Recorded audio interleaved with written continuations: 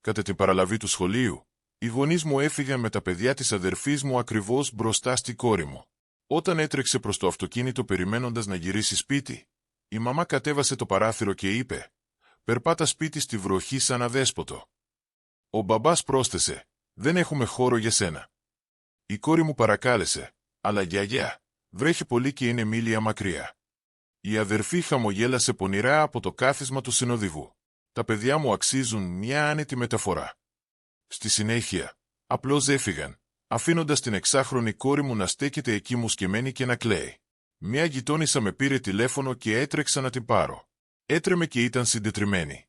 Εκείνο το βράδυ, διέκοψα κάθε πληρωμή που έκανα για αυτά. Τώρα, παρακαλούν για έλεος.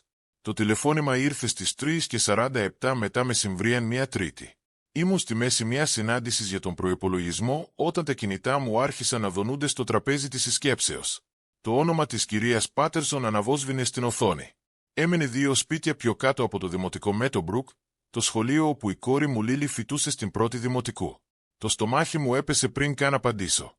Το κοριτσάκι σε στέκεται έξω από τις πύλες του σχολείου μέσα σε αυτή την καταρακτώδη μπόρα, είπε η κυρία Πάτερσον, με φωνή σφιγμένη από ανησυχία.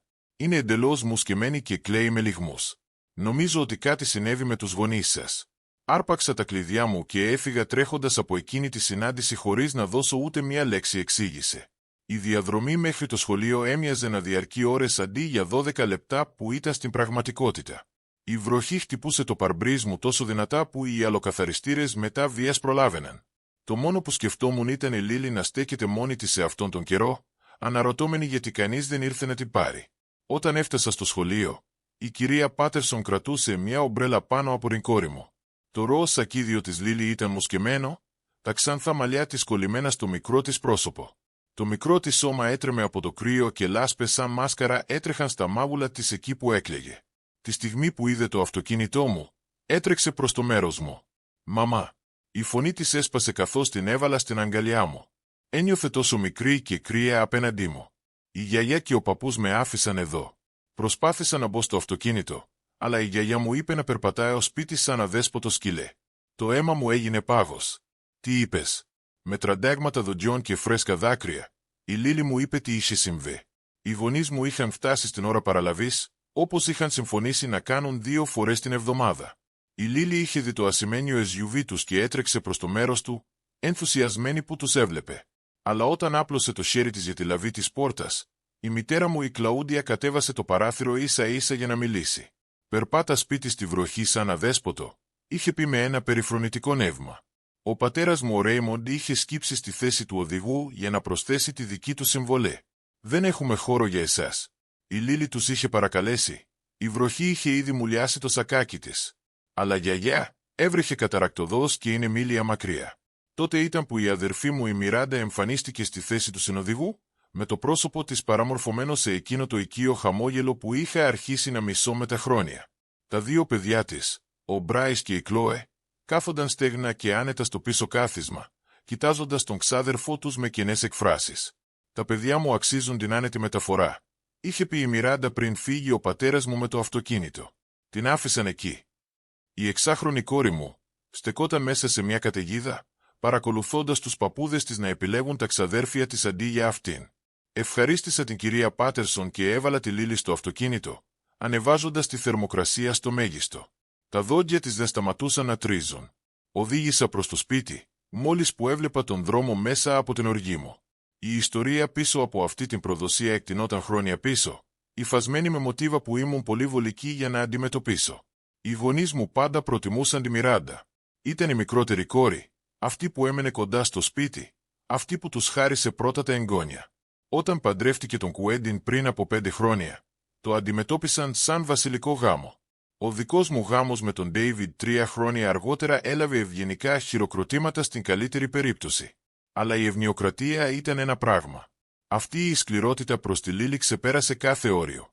Αφού έβαλα τη Λίλη σε ένα ζεστό μπάνιο και της έφτιαξα ζεστή σοκολάτα, αφού σκούπισα τα δάκρυά της και της υποσχέθηκα ότι δεν θα χρειαζόταν να τους ξαναδεί ποτέ αν δεν ήθελε, κάθισα στο λάπτοπ μου. Η οργή που είχε συσσωρευτεί κατά τη διάρκεια της διαδρομής προς το σπίτι κρυσταλλώθηκε σε κάτι έντονο και σκόπιμο. Άνοιξα την εφαρμογή τραπεζικής μου και άρχισα να ελέγχω τις συναλλαγές. Τα τελευταία 4 χρόνια έκανα τακτικές πληρωμές για να στηρίξω τους γονείς μου. Όταν ο πατέρας μου συνταξιοδοτήθηκε προώρα λόγω τραυματισμού στον χώρο εργασίας, η σύνταξή του δεν ήταν αρκετή για να διατηρήσει τον τρόπο ζωής τους. Είχα παρέμβει χωρίς δισταγμό, γιατί αυτό κάνεις για την οικογένεια. $3.000 μηνιαίως για την πληρωμή του στεγαστικού τους δανείου, άλλα 800 για την πληρωμή του αυτοκινήτου τους. Καλύπτω τα ασφάλιστρα υγείας τους με $600 το μήνα, τα τέλη του συλλόγου ιδιοκτητών σπιτιών, τους λογαριασμούς κοινής ωφέλειας κατά τους σημερινούς μήνες, ακόμη και την καταραμένη συνδρομή του σε λέσχη, ώστε η μητέρα μου να μπορεί να παίζει τένις με τους φίλους της. Συνολικά, τους έστελνα σχεδόν $60.000 το χρόνο. Και τη Μιράντα την είχα παραδώσει και αυτήν. Όταν η επιχείρηση εργολάβων του Κουέντιν αντιμετώπισε δυσκολίες πριν από 2 χρόνια, άρχισα να βοηθάω με τα δίδακτρα των παιδιών του στο ιδιωτικό σχολείο. $12.000 ανά παιδί ετησίως. Κάλυψα το κόστος μίσθωσης αυτοκινήτου της Μιράντα όταν ήθελε να αναβαθμίσει σε ένα πολυτελές SUV. Πλήρωνα για οικογενειακές διακοπές τις οποίες δεν ήμουν καν προσκεκλημένοι, ταξίδια όπου οι γονείς μου πήγαιναν την οικογένεια της Μιράντα σε παραθαλάσσια σπίτια και ορεινά θέρετρα, ενώ έβρισκαν δικαιολογίες για περιορισμένο χώρο όταν ρωτούσαν να γίνω μέλος. Οι αριθμοί περνούσαν μπροστά από τα μάτια μου. Συνολικά, παρήχα σχεδόν $90.000 ετησίως για την υποστήριξη των γονέων και της αδερφής μου. Χρήματα που κέρδιζα μέσα από σκληρές ώρες στην εταιρεία συμβούλων μου, ανεβαίνοντας από νεότερη αναλήτρια σε ανώτερη διευθύντρια χάρη στην απόλυτη αποφασιστικότητά μου. Το έκανα επειδή πίστευα ότι με έκανε καλή κόρη και αδερφέ.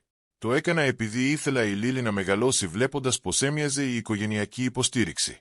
Αλλά το να αφήσω την κόρη μου σε μια καταιγίδα, το να της πω να περπατήσει σπίτι σαν αδέσποτο ζώο, αποκάλυπτε τι πραγματικά σκέφτονταν για εμάς. Τα δάχτυλά μου κινούνταν στο πληκτρολόγιο.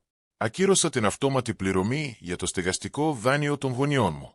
Ακύρωσα τη μεταφορά πληρωμής αυτοκινήτου που είχε προγραμματιστεί για την επόμενη εβδομάδα. Τους αφαίρεσα από τους δικαιούχους από τους λογαριασμούς μου. Έγραψα ένα email στην ασφαλιστική εταιρεία, αφαιρώντας τον εαυτό μου από τον ασφαλισμένο για την κάλυψη υγείας τους. Επικοινώνησα με το ιδιωτικό σχολείο που φοιτούσαν τα παιδιά της Μιράντα και τους ενημέρωσα ότι δεν θα κάλυπτα πλέον τα δίδακτρα. Κάθε οικονομική σχέση που είχα με τους γονείς μου και τη Μιράντα, την διέκοψα. Όλη η διαδικασία διήρκησε λιγότερο από 30 λεπτά. Πριν τελειώσω για το βράδυ, έβγαλα τα αρχεία μου που χρονολογούνταν 4 χρόνια πίσω. Ήθελα να δω ακριβώς πόσα τους είχα δώσει. Το υπολογιστικό φύλλο που δημιούργησα με έκανε να ανατριχιάσω. Πέρα από τις τακτικές μηνιαίες πληρωμές, υπήρχαν αμέτρητα επιπλέον που είχα ξεχάσει. Η επίγουσα οδοντιατρική εργασία για τον πατέρα μου που κόστισε $4.500. Η επισκευή της στέγης του σπιτιού τους που μου κόστισε $12.000. Το δάνειο της Μιράντα ύψους $8.000 για την κάλυψη των επαγγελματικών εξόδων του Κουέντιν που δεν αποπληρώθηκε ποτέ επειδή έγινε δώρο όταν δεν πίεσα για την αποπληρωμή. Χριστουγεννιάτικα δώρα κάθε χρόνο που κόστιζαν εκατοντάδες δολάρια ανά άτομο επειδή η μητέρα μου είχε συγκεκριμένα πρότυπα για την προσφορά δώρων. Τους λογαριασμούς του οικογενειακού δείπνου που είχα μαζέψει δεκάδες φορές επειδή ο πατέρας μου έκανε επίδειξη ότι έψαχνε το πορτοφόλι του ενώ όλοι περίμεναν να πω ότι το έχω. Τα αεροπορικά εισιτήρια που αγόρασα για τους γονείς μου για να επισκεφτούν την οικογένεια της Μιράντα, αλλά ποτέ για να επισκεφτούν τη δική μου. Πάρτι γενεθλίων για τον Μπράις και την Κλόε, όπου είχα συνεισφέρει σε περίτεχνα ενοικιαζόμενα σπίτια για πηγαινοερωτικές διακοπές και σε γεύματα με κέτερινγκ. Το σύνολο ανήλθε σε πάνω από $370.000 σε 4 χρόνια. Πάνω από το 1/3 του εκατομμυρίου δολάρια είχα δώσει σε ανθρώπους που μόλις τραυμάτισαν το παιδί μου. Κάθισα πίσω στην καρέκλα μου, με τον αριθμό να λάμπει στην οθόνη του φορητού υπολογιστή μου. Αυτή ήταν μια προκαταβολή για το σπίτι. Αυτά ήταν όλα τα χρήματα για την πανεπιστημιακή εκπαίδευση της Λίλη που χρηματοδοτήθηκαν. Αυτά ήταν χρήματα πρόωρης συνταξιοδότησης. Αυτή ήταν η οικονομική ασφάλεια που αντάλλαξα για το προνόμιο να μου φέρονται σαν κινούμενο ATM από την ίδια μου την οικογένεια. Ο Ντέιβιντ ήρθε στο γραφείο γύρω στις 11 μετά μεσημβρίαν και με βρήκε να κοιτάζω το υπολογιστικό φύλλο. Κοίταξε πάνω από τον ώμο μου και έβραλε ένα χαμηλό σφύριγμα. «Θεέ μου Χριστέ, ήξερα ότι ήταν πολλά, αλλά ήμουν ανόητη». Είπα ήσυχα. «Έχει».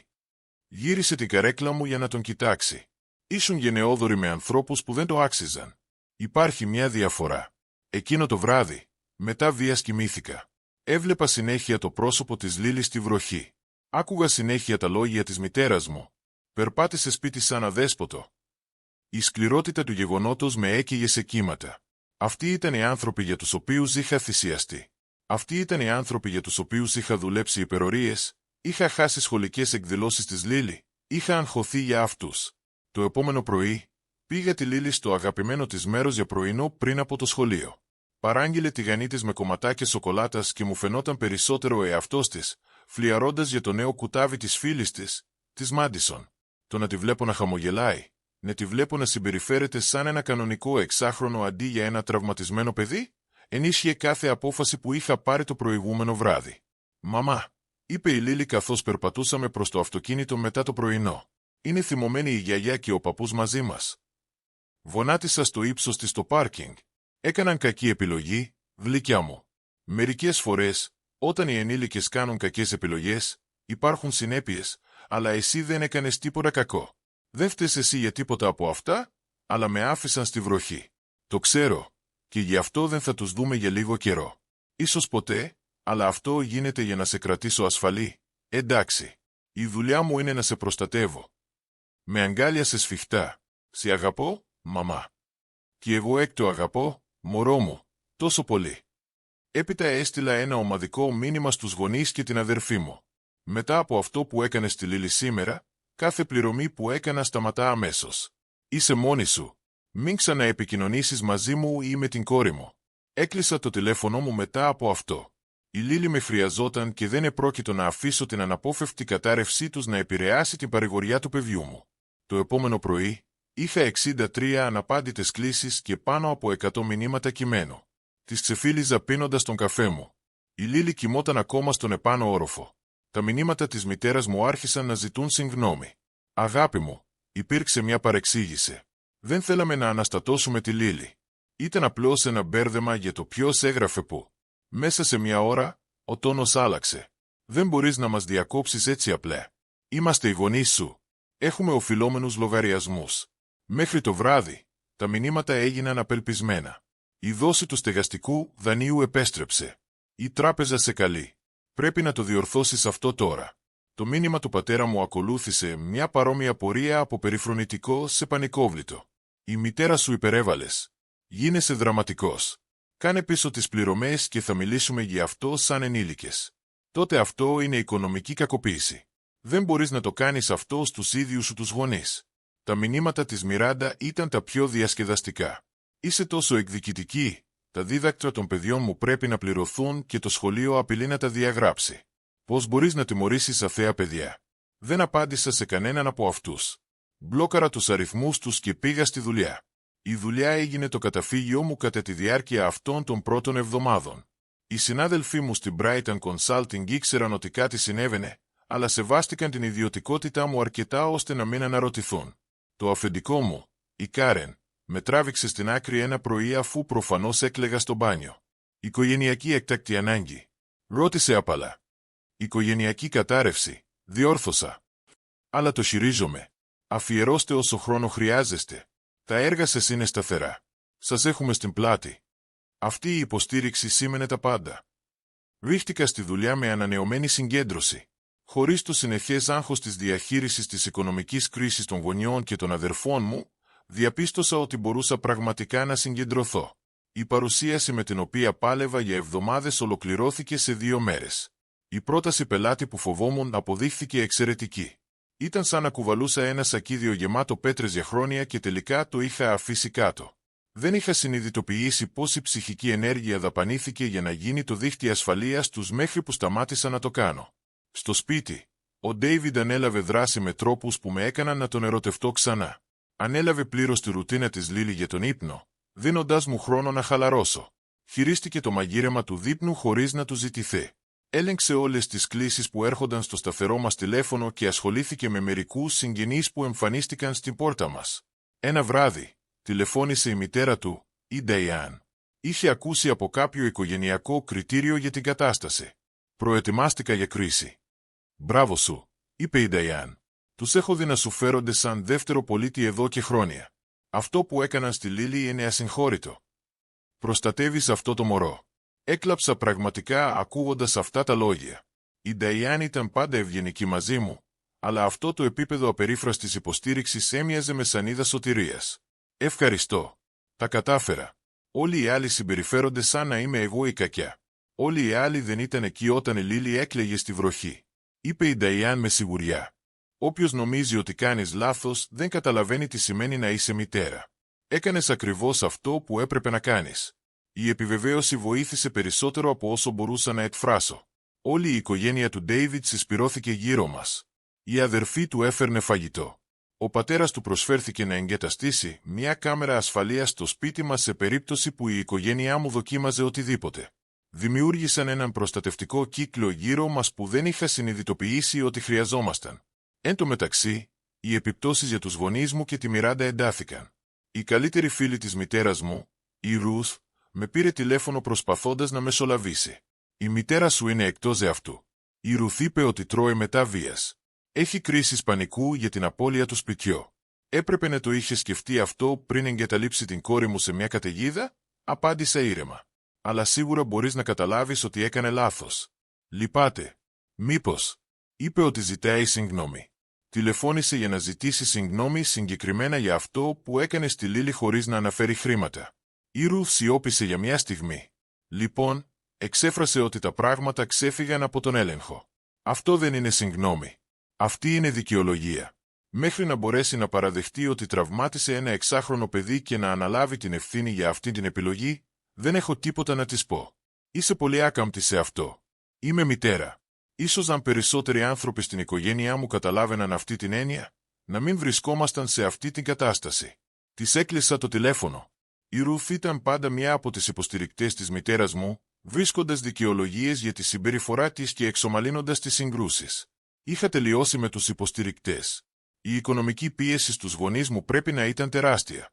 Μέσα σε 3 εβδομάδες από τότε που τους έκοψα, προσπάθησαν να αναχρηματοδοτήσουν το σπίτι τους. Η αίτηση απορρίφθηκε λόγω του περιορισμένου εισοδήματος του πατέρα μου και του κακού πιστωτικού ιστορικού. Η εταιρεία στεγαστικών δανείων άρχισε να στέλνει ειδοποιήσεις για κακές πληρωμές. Ήξερα όλα αυτά επειδή η μητέρα μου, σε μια στιγμή απελπισίας, μου έστειλε αντίγραφα των ειδοποιήσεων με χειρόγραφο σημείωση. «Σε παρακαλώ, μη μας αφήσεις να μείνουμε άστεγοι εξαιτίας ενός λάθους». Ένα λάθος. Έτσι χαρακτήρισε το γεγονός ότι άφησα την κόρη μου σε μια καταιγίδα. Ένα λάθος. Σάρωσα τα έγγραφα και τα έστειλα στον Ριτσέρντ, τον δικηγόρο μου. Μπορεί να τα χρησιμοποιήσει για κάτι νομικό. Προσπαθώντας να δημιουργήσει ένα ίχνος εγγράφων που να δείχνει οικονομική δυσπραγία, πιθανώς ελπίζοντας να στηρίξει την υποχρέωσή σας να βοηθήσετε. Ο Ρίτσαρντ είπε ότι δεν θα λειτουργήσει. Αποθηκεύστε όλα όσα στέλνει, αλλά μην ασχολείστε. Ο πατέρας μου προσπάθησε μια διαφορετική προσέγγιση. Εμφανίστηκε στο κτίριο του γραφείου μου ένα απόγευμα Παρασκευής, περιμένοντας το πάρκινγκ δίπλα στο αυτοκίνητό μου. Τον είδα πριν με δει εκείνος και σκέφτηκα να καλέσω την ασφάλεια, αλλά κάτι με έκανε να πλησιάσω. «Αυτό είναι παρενόχληση», είπα, σταματώντας 3 μέτρα μακριά του. «Αυτό είναι απελπισία», αντέτεινε. Το πρόσωπο του φαινόταν αδύναμο, τα ρούχα του ελαφρώς τσαλακωμένα. «Η μητέρα σου παίρνει αντικαταθλιπτικά τώρα. Το άγχος τη σκοτώνει. Το άγχος της απώλειας του εισιτηρίου φαγητού της, εννοείς?» Τινάχτηκε. «Αυτό δεν είναι δίκαιο». «Δίκαιο. Θέλεις να μιλήσεις για δίκαιο. Είναι δίκαιο που δούλεψα 60 εβδομάδες για να σε στηρίξω ενώ εσύ?» Μου φέρθηκε σαν να μου ήταν υποχρέωση. «Είναι δίκαιο που η Μιράντα είχε οικογενειακές διακοπές, πάρτι γενεθλίων και συνεχή προσοχή, ενώ εγώ ζητούσα χρήματα. Είναι δίκαιο που η κόρη μου στάθηκε στη βροχή και παρακάλεσε τη γιαγιά της να τη βοηθήσει και της είπα να γυρίσει σπίτι σαν αδέσποτο σκυλέ. Ζητήσαμε συγγνώμη. Όχι, δεν το κάνατε. Πανικοβληθήκατε για τα χρήματα και προσπαθήσατε να με πείσετε να συνεχίσω τις πληρωμές. Έχετε στείλει δικηγόρους και συγγενείς και δραματικές επιστολές, αλλά ούτε μία φορά δεν έχει ζητήσει κανείς από αυτή την οικογένεια πραγματικά συγγνώμη που πλήγωσε τη Λίλη. Ούτε μία φορά δεν έχει αναγνωρίσει κανείς ότι αυτό που κάνατε ήταν σκληρό και αδικαιολόγητο. Όλα είχαν να κάνουν με το τι χρειάζεστε, τι χάνετε, πως εγώ είμαι ο κακός που έχω όρια. Οι ώμοι του πατέρα μου λύγησαν. Για μια στιγμή, φαινόταν πραγματικά ηττημένος και ένιωσα μια λάμψη που θα μπορούσε να ήταν συμπάθεια. Αλλά μετά μίλησε ξανά. «Τι γίνεται με όλα όσα κάναμε για εσάς μεγαλώνοντας? Δεν αξίζουμε λίγη ευγνωμοσύνη?» Και έτσι απλά, η συμπάθεια εξατμίστηκε. Εννοείς τις βασικές απαιτήσεις του να είσαι γονιός. Φαγητό, στέγη, ρούχα. Αυτό δεν είναι κάτι που σου οφείλω να πληρώσω. Πίσω για. Αυτό είναι κυριολεκτικά αυτό για το οποίο εγγράφεσαι όταν κάνεις παιδιά. Δεν σου χρωστάω το εισόδημά μου ως ενήλικας επειδή κατάφερες να με κρατήσεις ζωντανή μέχρι τα 18. Σου δώσαμε περισσότερα από τα βασικά. Δώσατε στη Μιράντα περισσότερα από τα βασικά. Μου δώσατε τα βασικά και μια ζωή που ένιωθα ότι δεν ήμουν αρκετά καλή. Αλλά σίγουρα, ας προσποιηθούμε ότι ήσασταν οι γονείς της χρονιάς. Ακόμα και αν ήσασταν, αυτό δεν σας δίνει το δικαίωμα να κακοποιείτε το παιδί μου. Δεν την κακοποιήσαμε. Είπατε σε ένα εξάχρονο να περπατήσει μόνο του σπίτι μέσα σε μια καταιγίδα. Την κοιτάξατε στα μάτια ενώ εκείνη παρακαλούσε για βοήθεια και εσείς φύγατε με το αυτοκίνητο. Πώς το λέτε αυτό? Δεν είχε απάντηση. Στάθηκε εκεί στο πάρκινγκ. Ένας ηλικιωμένος άντρας που είχε ξεμείνει από επιχειρήματα. Τελικά, είπε, θα το μετανιώσεις αυτό. Η οικογένεια είναι τα πάντα. Η οικογένεια είναι οι άνθρωποι που εμφανίζονται για σένα. Η οικογένεια είναι οι άνθρωποι που προστατεύουν τα παιδιά σου. Αποτύχατε και στα δύο. Τώρα φύγει από το αυτοκίνητό μου πριν καλέσω την ασφάλεια. Έφυγε, αλλά η συνάντηση με συγκλώνησε περισσότερο από όσο ήθελα να παραδεχτώ. Το να τον βλέπω να φαίνεται τόσο καταβεβλημένος πυροδότησε παλιά μοτίβα ενοχής. Για μια στιγμή, αμφισβήτησα τα πάντα. Εκείνο το βράδυ, ο Ντέιβιντ με βρήκε να κλαίω στο μπάνιο. Δευτερεύουσες σκέψεις. Ενοχή. Το παραδέχομαι. Όλα αυτά τα χρόνια που εκπαιδεύτηκα να τους βάζω πάνω απ' όλα. Δεν φεύγει έτσι απλά. Κοίταξε με. Περίμενε μέχρι να τον κοιτάξω στα μάτια. Δεν είσαι υπεύθυνη για την οικονομική κατάσταση των γονιών σου. Δεν είσαι υποχρεωμένη να βάλεις φωτιά στον εαυτό σου για να τους κρατήσεις ζεστούς. Και δεν είσαι απολύτως υποχρεωμένη να διατηρείς σχέσεις με ανθρώπους που πλήγωσαν την κόρη μας. Η ενοχή που νιώθεις δεν είναι λογική. Είναι εξαρτημένη. Το ξέρω αυτό λογικά. Τότε εμπιστεύσου τη λογική. Τα συναισθήματά σου θα σε προλάβουν τελικά, αλλά εν τω μεταξύ, εμπιστεύσου ότι έκανες τη σωστή επιλογή. Είχε δίκιο. Φυσικά, η ενοχή ήταν μια εκπαιδευμένη αντίδραση. Δεκαετίες που μου έλεγαν ότι ο σκοπός μου ήταν να φροντίζω όλους τους άλλους. Το να σπάσω αυτή την εξαρτημένη κατάσταση ένιωθα σαν να σπάω κόκαλα που είχαν πουλωθεί λάθος, απαραίτητο, αλλά βασανιστικό. Η κατάσταση με τη Μιράντα επιδεινώθηκε ακόμη περισσότερο. Περαιτέρω, όταν το ιδιωτικό σχολείο απέβαλε τον Μπράις και την Κλόε λόγω μη πληρωμής, η Μιράντα δημοσίευσε ένα μακροσκελές παράπονο στο Facebook, κατηγορώντας με ότι κατέστρεψα την εκπαίδευση των παιδιών της. Δεν ανέφερε το σημείο όπου πλήρωνα τα δίδακτρα τους για 2 χρόνια από την τσέπη μου. Παρουσίασε τον εαυτό της ως θύμα της σκληρής, εκδικητικής αδερφής. Την επόμενη εβδομάδα, η μητέρα μου εμφανίστηκε στο γραφείο μου. Η ασφάλεια τηλεφώνησε στον εσωτερικό μου για να με ενημερώσει ότι είχα μια επισκέπτη στο λόμπι. Τους είπα ότι δεν ήμουν διαθέσιμη και να τη ζητήσω να φύγει. Προφανώς αρνήθηκε, κάνοντας σκηνή μέχρι που η ασφάλεια του κτηρίου απείλησε να καλέσει την αστυνομία. Έφυγε, αλλά όχι πριν φωνάξει αρκετά δυνατά ώστε όλο το λόμπι να ακούσει ότι ήμουν μια αχάριστη κόρη που είχε εγκαταλείψει την οικογένειά της. Η βοηθός μου έφερε έναν καφέ μετά με συμπονετικά μάτια. Οικογενειακά θέματα. Όχι πια, είπα. Η εκστρατεία πίεσης εντάθηκε. Η θεία μου Σίλβια τηλεφώνησε, προσπαθώντας να μεσολαβήσει. Οι γονείς σου έκαναν λάθος, αλλά είσαι σκληρέ. Θα χάσουν το σπίτι τους. Έπρεπε να το είχαν σκεφτεί αυτό πριν φερθούν στην κόρη μου σαν σκουπίδι, απάντησα. Έκαναν το δικό τους επιλογή. Κάνω τη δική μου, αλλά είναι ηλικιωμένοι. Χρειάζονται βοήθεια. Τότε η Μιράντα μπορεί να τους βοηθήσει. Είναι η αγαπημένη ούτως ή άλλως. Η Σίλβια προσπάθησε να με ενοχοποιήσει περισσότερο, μιλώντας για οικογενειακές υποχρεώσεις και συγχώρεση. Τερμάτισα το τηλεφώνημα. Πάντα επέτρεπε τη συμπεριφορά των γονιών μου, βρίσκοντας δικαιολογίες για το γιατί η Μιράντα άξιζε περισσότερη προσοχή και πόρους. Είχα τελειώσει με όλη τη δυναμική. Η Μιράντα δοκίμασε μια διαφορετική προσέγγιση. Έστειλε τον Κουέντιν στο σπίτι μου ένα βράδυ. Ο Ντέιβιντ άνοιξε την πόρτα και τον αντιμετώπισε ενώ εγώ έμενα στον επάνω όροφο με τη Λίλη. Άκουσα φωνές. Άκουσα τον Ντέιβιντ να του λέει να φύγει και να μην γυρίσει πίσω. Όταν ο άντρας μου ανέβηκε στον επάνω όροφο, το σαγόνι του ήταν σφιγμένο. Είχε το θράσος να σε απειλήσει, είπε ο Ντέιβιντ. Είπε ότι τους κατέστρεφες τη ζωή και ότι θα το μετάνιωνες. Του είπες να ήγει. Με λίγο πιο ευλώτα λόγια. Ναι. 2 εβδομάδες αφότου τους έκοψα, τα παιδιά της Μιράντα αποσύρθηκαν από το ιδιωτικό του σχολείο. Η μητέρα μου δημοσίευσε δραματικές ενημερώσεις στα μέσα κοινωνικής δικτύωσης για το πως μπορεί να χάσουν το σπίτι τους λόγω της αχάριστης σκληρότητας των κορών τους. Αρκετοί συγγενείς επικοινώνησαν για να με επιπλήξουν. Τους μπλόκαρα όλους.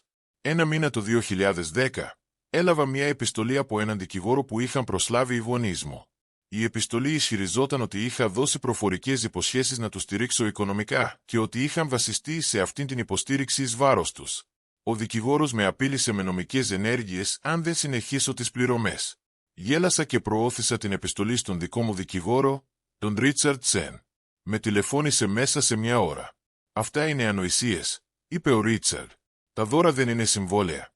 Εκτός αν υπογράψεις κάτι που υπόσχεται συνεχή υποστήριξη, δεν έχουν καμία νομική υπόσταση. Θέλεις να απαντήσω? Σε παρακαλώ, κάνε το». Και ξεκαθάρισε ότι οποιαδήποτε περαιτέρω επικοινωνία θα θεωρηθεί παρενόχληση.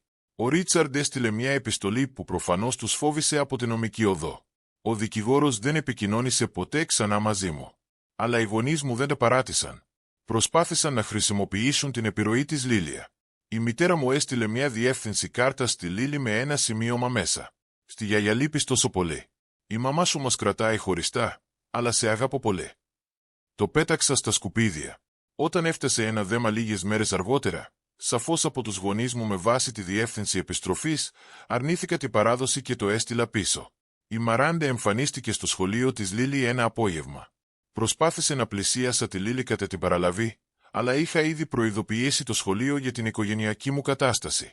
Ένας καθηγητής σταμάτησε τη Μιράντα και την ενημέρωσε ότι δεν ήταν στη λίστα εγκεκριμένων παραλήπτων και έπρεπε να φύγει από το χώρο. Η Μιράντα έκανε μια κρίση, με αποτέλεσμα το σχολείο να εκδώσει επίσημη προειδοποίηση για παραβίαση.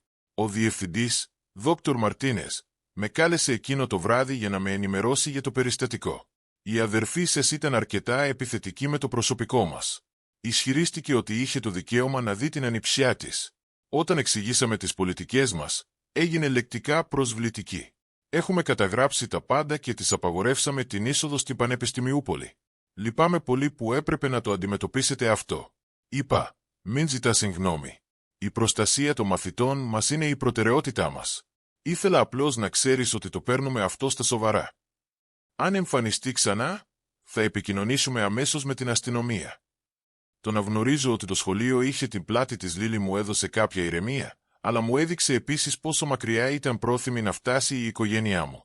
Η Μιράντα δεν προσπαθούσε να δει τη Λίλη από αγάπη ή ανησυχία.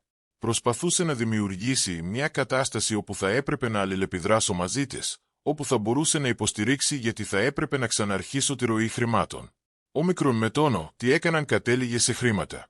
Καμία ενέργεια που έκαναν δεν έδειχνε γνήσια μεταμέλεια ή ανησυχία για την ευημερία της Λίλη.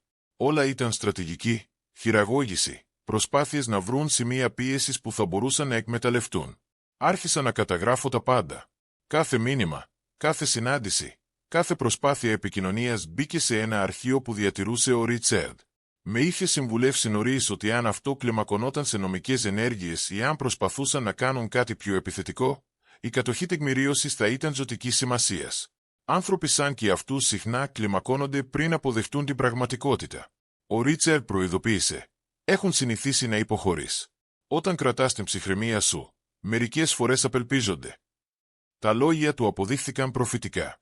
Περίπου 6 εβδομάδες αφότου τους έκοψα, κάποιος έκοψε 2 από τα λάστιχά μου ενώ το αυτοκίνητο μου ήταν παρκαρισμένο στη δουλειά. Το υλικό ασφαλείας ήταν πολύ κοκώδες για να εντοπιστεί ο ένοχος, αλλά ο χρόνος φάνηκε ύποπτος. Ο Ρίτσαρντ συμβούλεψε να υποβάλλουμε αναφορά στην αστυνομία, κάτι που έκανα, και να αναφέρω την οικογενειακή μου κατάσταση στον ανακριτή. Ακόμα και αν δεν μπορούμε να το αποδείξουμε, το να το έχουμε καταγεγραμμένο καθορίζει ένα μοτίβο σε περίπτωση που συμβούν άλλα περιστατικά, εξήγησε. Ο Ντέιβιντ ήθελε να εγκαταστήσει κάμερες στο σπίτι, να προσλάβει ασφάλεια, να λάβει επιθετικά προστατευτικά μέτρα. Τον έπεισα να περιμένει για να δει αν ήταν πραγματικά η οικογένειά μου ή απλώς τυχαίος βανδαλισμός. Αλλά συμφώνησα με τις κάμερες. Καλύτερα να είμαι ασφαλής παρά να το μετανιώσω. Οι κάμερες έπιασαν τη μητέρα μου να περνάει από το σπίτι μας 3 φορές ένα Σάββατο πρωί. Μόνο αργά περάσματα, χωρίς σταματήματα, αλλά σαφώς επιτήρησε. Ο Ντέιβιντ ήθελε να την αντιμετωπίσει. Τον σταμάτησα. Αυτό θέλει. Θέλει εμπλοκή, σύγκρουση, οτιδήποτε δημιουργεί άνοιγμα για χειραγώγηση. Δεν της το δίνουμε αυτό. Έτσι, απλώς την αφήνουμε να μας παρακολουθήσει. Το καταγράφουμε. Αν κλιμακωθεί, παίρνουμε περιοριστικά μέτρα, Αλλά δεν εμπλεκόμαστε. Ήταν ένα από τα πιο δύσκολα πράγματα που είχα κάνει ποτέ. Να παρακολουθώ το αυτοκίνητο της μητέρας μου να περνάει δίπλα από το σπίτι μου, γνωρίζοντας ότι προσπαθούσε να βρει κάποιον τρόπο να επιστρέψει στο δικό μου ζωή. Το λογικό κομμάτι του εαυτού μου ήξερε ότι δεν ήθελε να επιστρέψει από αγάπη. Ήθελε να επιστρέψει επειδή ήμουν η χρυσή χίνα που είχε σταματήσει να γεννάει αυγά. Αλλά το παράλογο κομμάτι, το κοριτσάκι που είχε περάσει την παιδική του ηλικία προσπαθώντας να κερδίσει την επιδοκιμασία της μητέρας της και βλέποντας το αυτοκίνητο να φεύγει. Η Λίλη ρωτούσε για τους παππούδες της όλο και λιγότερο καθώς οι εβδομάδες γίνονταν μήνες. Τα παιδιά είναι ανθεκτικά με τρόπους που οι ενήλικες ξεχνούν. Είχε ήδη αντιληφθεί την ευνοιοκρατία. Ο τρόπος με τον οποίο ο Μπράις και η Κλόε είχαν καλύτερη παρουσία και περισσότερη προσοχή. Η αφαίρεση αυτής της τοξικής δυναμικής από τη ζωή της επέτρεψε να ανθίσει με τρόπους που δεν περίμενα. Η δασκάλα της ανέφερε στις συναντήσεις γονέων ότι η Λίλη φαινόταν πιο σίγουρη, πιο πρόθυμη να πάρει ρίσκα στην τάξη. Όποιες αλλαγές και αν έχεις κάνει στο σπίτι, λειτουργούν. Η κυρία Πάλμερ είπε ότι πραγματικά αναδεικνύει τον εαυτό της. Δεν ανέφερα ότι η αλλαγή αφαιρούσε τους παππούδες της από τη ζωή της. Κάποια πράγματα δεν χρειάζονταν εξήγηση. Μέσω φίλων, άκουσα ενημερώσεις για την οικογενειακή μου κατάσταση. Οι γονείς μου είχαν πουλήσει το σπίτι τους, αλλά δεν μπορούσαν να βρουν αγοραστές στην τιμή που χρειάζονταν. Η αγορά είχε μετατοπιστεί και το σπίτι τους χρειαζόταν ανακαινήσεις που δεν μπορούσαν να αντέξουν οικονομικά. Ήταν παγιδευμένοι σε ένα ακίνητο που δεν μπορούσαν να πληρώσουν, αλλά ούτε και να πουλήσουν. Η σχέση της Μιράντα και του Κουέντιν επιδεινωνόταν δημόσια. Προφανώς τον είχε κατηγορήσει για την απώλεια της οικονομικής μου υποστήριξης, ισχυριζόμενη ότι αν ήταν καλύτερος πάροχος, δεν θα χρειαζόταν τη βοήθεια της αδερφής της. Επεσήμανε ότι αυτή ήταν που επέλεξε να είναι σκληρή με ένα παιδί και να προκαλέσει τη διακοπή. Οι καυγάδες τους ήταν τόσο δυνατοί που οι γείτονες παραπονέθηκαν. Ακούγοντας αυτές τις ενημερώσεις, δεν ένιωσα τίποτα. Καμία ικανοποίηση, καμία συμπάθεια, καμία δικαίωση. Απλώς μια μακρινή επίγνωση ότι οι συνέπειες εκτιλήσονταν ακριβώς όπως έπρεπε. Η δική μου ζωή βελτιώθηκε δραματικά. Χωρίς τη συνεχή εξάντληση της υποστήριξης των γονιών και της αδερφής μου, ο Ντέιβιντ και εγώ αποπληρώσαμε πλήρως το χρέος της πιστωτικής μας κάρτας. Αρχίσαμε να σημειώνουμε πραγματική πρόοδο στο μέτριο στεγαστικό μας δάνειο. Το οικονομικό μου περιθώριο ανάπαυλας ήταν απίστευτο. Πέρα από αυτό, το συναισθηματικό περιθώριο ανάπαυλας άλλαξε τα πάντα. Δεν είχα συνειδητοποιήσει πόση ενέργεια είχα ξοδέψει για να διαχειριστώ τις προσδοκίες τους, να ανταποκριθώ στα αιτήματά τους, να αντιμετωπίσω τις έκτακτες ανάγκες τους. Χωρίς αυτό το συνεχές άγχος στο παρασκήνιο, κοιμόμουν καλύτερα, νιώθοντας πιο παρούσα. Με τη Λίλη, απολαμβάνω πραγματικά τη ζωή μου. Φαίνεσαι διαφορετική. Η συνάδελφός μου η Τζένιφερ σχολίασε μια μέρα στο μεσημεριανό γεύμα. Κάπως πιο ανάλαφρη. Έβγαλα τους τοξικούς ανθρώπους από τη ζωή μου. Είπα απλά. Αποδεικνύεται ότι αυτό κάνει τη διαφορά. Οικογένεια. Προηγούμενη οικογένεια. Έγνεψε καταφατικά. Κατανοώντας. Το έκανα αυτό με τον αδερφό μου πριν από 3 χρόνια. Η καλύτερη απόφαση που πήρα ποτέ. Οι άνθρωποι πιστεύουν ότι η συγγένεια αίματος σημαίνει ότι χρωστάς απεριόριστες ευκαιρίες. Αλλά μερικοί άνθρωποι σπαταλούν όλες τις ευκαιρίες τους και ακόμα περισσότερες. Με βοήθησε να ακούω τις ιστορίες των άλλων, ανακαλύπτοντας ότι δεν ήμουν η μόνη που έπαιρνε δύσκολες επιλογές για την οικογένεια. Υπήρχε μια ολόκληρη κοινότητα ανθρώπων που είχαν θέσει όρια με συγγενείς και επιβίωσαν ακόμη και ευημερούσαν. Δεν ήμουν τέρας. Ήμουν μια μητέρα που προστάτευε το παιδί της. Μέσα από όλα αυτά, η Λίλη σιγά σιγά επουλώθηκε. Οι εφιάλτες για την εγκατάλειψη στη βροχή σταμάτησαν μετά από μερικές εβδομάδες. Σταμάτησε να ρωτάει πότε θα έβλεπε ξανά τους παππούδες της. Φαινόταν κάπως πιο ανάλαφρη, σαν να είχε φύγει ένα βάρος που δεν είχε συνειδητοποιήσει ότι κουβαλούσε. 3 μήνες αφότου έκοψα τις πληρωμές, το σπίτι των γονιών μου κατασχέθηκε. Η μητέρα μου έστειλε ένα τελευταίο μήνυμα από έναν αριθμό που δεν είχα μπλοκάρει ακόμα. «Ελπίζω είσαι χαρούμενος. Χάνομαι τα πάντα εξαιτίας σου». Απάντησα κάποτε.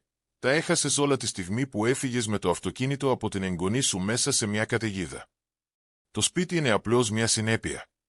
Μετά μπλόκαρα και αυτόν τον αριθμό. Η Μιράντα και ο Κουέντιν μετακόμισαν σε ένα μικρότερο ενοικιαζόμενο σπίτι στην άλλη άκρη της πόλης. Έπρεπε να βρει δουλειά για πρώτη φορά μετά από χρόνια, δουλεύοντας στο λιανικό εμπόριο σε μια τοπική μπουτίκ. Οι αναρτήσεις στα μέσα κοινωνικής δικτύωσης για την υπέροχη ζωή της σταμάτησαν. Το ίδιο και οι φωτογραφίες από ακριβά δείπνα και επώνυμες σάντες. Οι γονείς μου κατέληξαν να μετακομίσουν σε ένα μικρό διαμέρισμα σε μια λιγότερο επιθυμητή περιοχή της πόλης. Η συνδρομή σε Λέσχη προφανώς έληξε. Οι φίλοι του τένις της μητέρας μου σταμάτησαν να τηλεφωνούν. Μείωσαν σε ένα όχημα, ένα μεταχειρισμένο σεντάν που αντικατέστησε το SUV που πλήρωνα. Τα παρακολούθησα όλα να συμβαίνουν χωρίς καμία λύπη. Άνθρωποι που δεν γνώριζαν ολόκληρη την ιστορία με έκριναν αυστηρά. Μερικοί συνάδελφοι στη δουλειά άκουσαν φήμες και με κοίταξαν αποδοκιμαστικά. Ένας μάλιστα είχε το θράσος να πει κάτι σε ένα εταιρικό γεύμα για το πως η οικογένεια πρέπει να έρχεται πρώτη, όμικρον με τόνο τι και να γίνει. «Δεν ξέρεις για τι πράγμα μιλάς», είπα ήσυχα. «Και πρέπει να ασχολείσαι με τη δουλειά σου». Ο Ντέιβιντ με υποστήριξε απόλυτα. Είχε γίνει μάρτυρας της ευνοιοκρατίας των γονιών μου για χρόνια και της τίμιας συμπεριφοράς της Μιράντα. Με είχε δει να αδειάζω τα πράγματα μου. Αποταμίευα και δούλευα υπερορίες για να στηρίζω ανθρώπους που μόλις αναγνώριζαν την ύπαρξή μου, εκτός αν χρειάζονταν χρήματα. «Τους έδωσες τα πάντα», είπε ένα βράδυ καθώς καθόμασταν στη πίσω βεράντα, με τη Λίλη να κοιμάται μέσα. «Τον χρόνο σου, τα χρήματά σου, την ενέργεια σου, και σε αντάλλαγμα φέρθηκαν σκληρά στην κόρη μας. Πήρες τη σωστή απόφαση». Ο οικονομικός αντίκτυπος για μένα ήταν σημαντικός. Δεν θα προσποιηθώ το αντίθετο. Τα $90,000 τον χρόνο αποτελούσαν μεγάλο μέρος του εισοδήματος μου. Αλλά χωρίς αυτή τη διαρροή, άρχισα να ξαναχτίζω τις αποταμιεύσεις μου. Άνοιξα ένα ταμείο σπουδών για τη Λίλη στο οποίο επιτέλους έμπαιναν χρήματα αντί να αναβάλλεται συνεχώς. Ο Ντέιβιντ και εγώ αρχίσαμε να σχεδιάζουμε την ανακαίνιση της κουζίνας που είχαμε αναβάλει για χρόνια. Η ζωή έγινε καλύτερη χωρίς αυτούς μέσα σε αυτήν. 6 μήνες μετά την κατάρρευση των πάντων, συνάντησα τον πατέρα μου σε ένα παντοπωλείο. Έδειχνε πιο γερασμένος, πιο κουρασμένος. Το καρότσι του είχε προϊόντα ιδιωτικής ετικέτας και κρέα σε προσφορά. Με είδε πριν προλάβω να στρίψω σε άλλο διάδρομο. «Σε παρακαλώ», είπε, πλησιάζοντας με τα χέρια σηκωμένα σαν να ήμουν άγριο ζώο. «Μπορούμε απλώς να μιλήσουμε?» «Δεν υπάρχει τίποτα να πούμε. Η μητέρα σου δυσκολεύεται. Το διαμέρισμα είναι σε κακή περιοχή. Φοβάται συνέχεια. Τότε η Μιράντα ας τη φιλοξενήσει.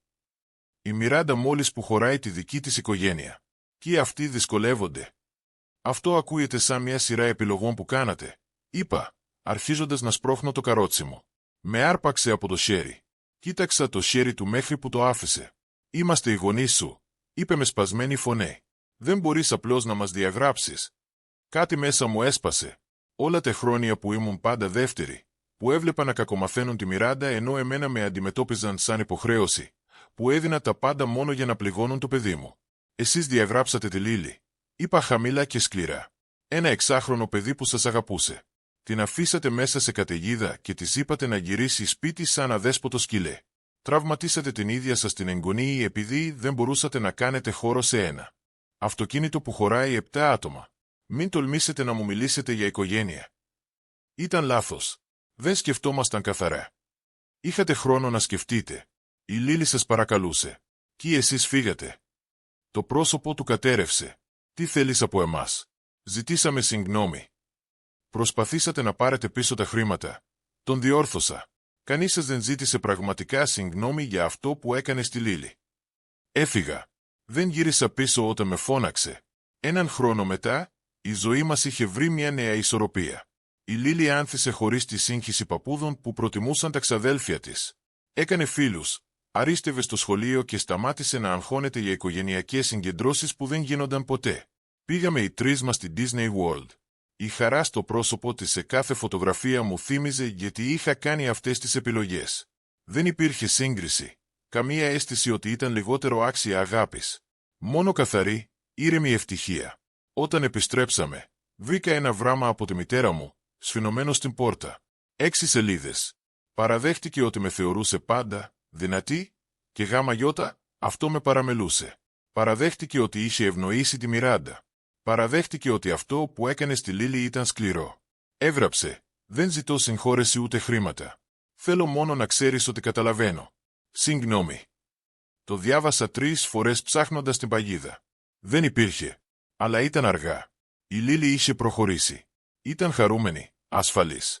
Το να ανοίξω ξανά την πόρτα θα έφερνε αβεβαιότητα στη ζωή της. Και για ποιο λόγο? Για να νιώσει η μητέρα μου ανακούφιση. Δεν απάντησα. Αργότερα έμαθα ότι το σπίτι τους πουλήθηκε σε πληστηριασμό.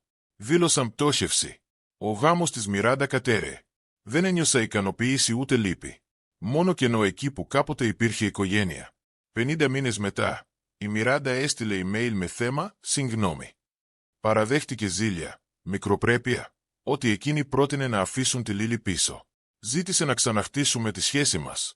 Δεν απάντησα. Έμαθα ότι κάποιες πληγές είναι πολύ βαθιές για να κλείσουν. Ότι η προστασία της κόρης μου αξίζει περισσότερο από οποιαδήποτε συμφιλίωση. Ότι αξίζω αγάπη που δεν εξαρτάται από το τι προσφέρω. Η Λίλη δεν φοβάται πια τη βροχή. Παίζει στις λακκούβες, γελά στις καταιγίδες. Και εγώ κοιμάμαι ήσυχη γνωρίζοντας ότι διάλεξα σωστά. Διάλεξα το παιδί που χρειαζόταν προστασία αντί για ενήλικες που απαιτούσαν στήριξη χωρίς να προσφέρουν τίποτα παρά μόνο πόνο. Διάλεξα όρια αντί για ενοχές. Διάλεξα την πραγματική μου οικογένεια. Αυτό δεν είναι εκδίκηση. Είναι ειρήνη.